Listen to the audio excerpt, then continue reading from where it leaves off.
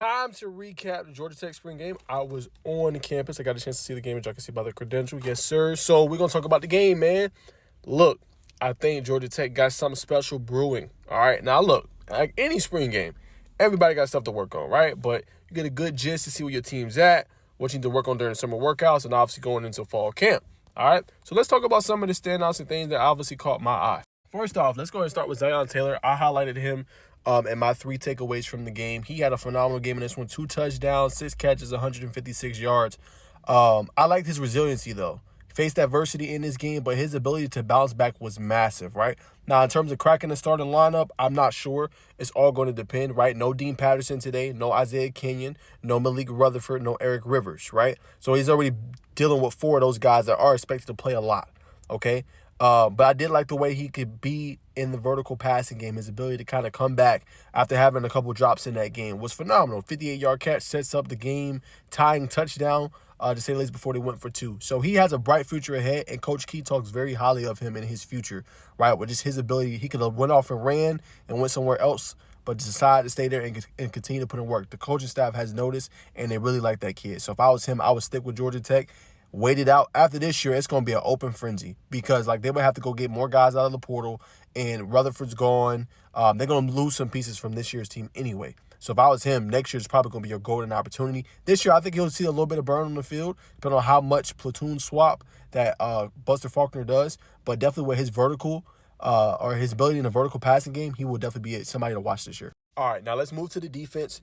I want to give a shout out to A.J. Cheeks, man. This interception that he did right here against Follow was absolutely phenomenal. And everybody's going to say, well, Follow had 2 interceptions. Do we need to be worried about a quarterback?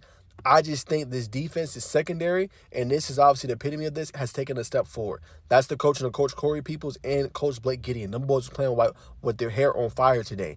And this was a phenomenal play made by A.J. Cheeks. He finished with 5 tackles in this game and an interception. He was phenomenal. The next one is obviously your veteran leader, man. I like what he's been doing as Clayton Powell-Lee. Doesn't get enough love for this team. Very underrated guy defensively, but his ability in this game, you've seen it in the spring game, right? He had 3 tackles, 2 solos, an interception, and a PBU, man. That dive interception was something special, man. So if he's able to do that at a consistent level, he could be up for all ACC honors next year. Again, it's still super early, but he had a really great game. I like what he was able to do on the gridiron on the football field. He's going to be the veteran presence. He's going to be a leader. He should be starting. He's that guy.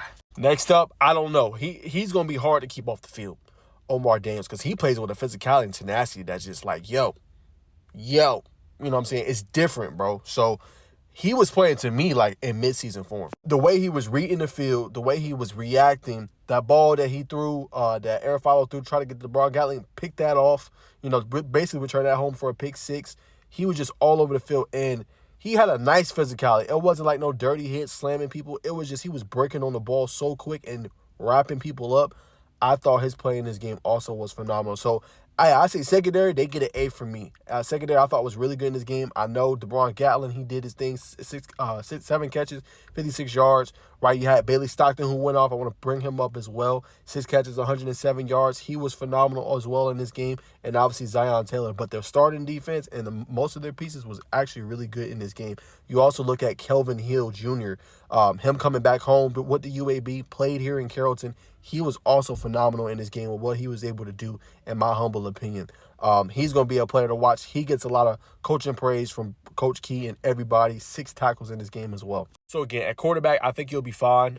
Even with Follow not having his best day, you'll be good. Got Haynes King. You got enough depth there. Graham Knowles looked good in his presence as well. 100 yards passing, a touchdown in this game. They should be fine in that position. Wide receiver, they're deep. You know what I'm saying? Wide receiver, they got some dudes that can play. They can run about 9 to 10 deep. Everybody can't say that. Running back, Coach Norvell McKenzie. I tip my hat to him. I tip my cap. Yo, this might be the most special running back group that he's had as a coach there. And same with Coach Key. Even Jamal Haynes said that. I feel like this is the most depth we had at running back in quite some time. That was verbatim. Y'all gonna see it when I post on my channel. Jamal Haynes said that verbatim today. That tells you all you need to know, man. J.P. Powell had a great outing. He had 35 yards rushing, a touchdown. Traylon Maddox had 39 yards rushing, 5.6. That dude looks like a bulldozer. He's a wild card for me. You're going to see it in my article as well as I talked about it. Because if you got Jamal Haynes with his versatility, keeping him fresh, and then you spelling him with a Malachi Hosley, and then a Traylon Maddox, a J.P. Powell, a Chad Alexander, a Dalen Gordon. Yo, they got 6, 7 guys deep at running back. They're going to be set at that position. And I think they're going to get high-end production. And the reason I say that, it showed today. Because a couple guys didn't play, and they still got the same type of production they would have if their regular starters would have played, man.